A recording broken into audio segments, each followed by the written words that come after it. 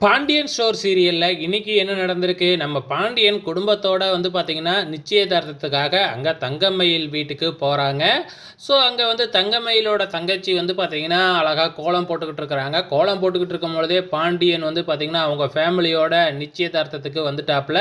உடனே உள்ளார போயிட்டு சொல்றாங்க, "இங்க பார்த்தா நம்ம பொண்ணூட்டு சைட்லருந்து 4 பேர் தாங்க இருக்காங்க." பாண்டியன் பார்த்த உடனே அதிர்ச்சி அடைஞ்சிட்டாரு. "என்னங்க உங்களுக்கு சொந்த பந்தம் நெறைய பேர் இருக்கிறதா சொன்னீங்க. இங்க பார்த்தா ஒரு 4, 5 பேர் தான் இருக்கிறாங்க." அப்படிங்கிற மாதிரி சொல்றாங்க.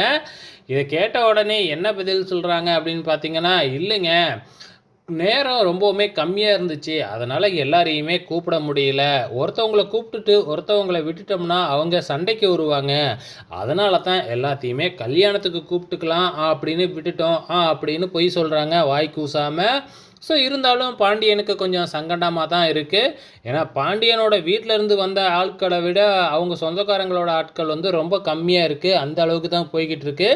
இங்க நம்ம சரவணன் எத பத்தியுமே கவலைப்படவே இல்ல. எங்க தங்கமயிலு அப்படின்னு தான் தேடிக்கிட்டு இருக்கிறாப்புல.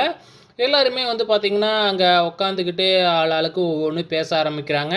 அதுக்கப்புறம் பொண்ண கூப்பிடுங்க, புடவ குடுக்கணும், புடவ மாத்த சொல்லணும் அப்படிங்கிற மாரி சொல்லும்போது, தங்கமயில் வராங்க. தங்கமயில் வந்த உடனே நம்ம குழலி சும்மா இருக்குமா?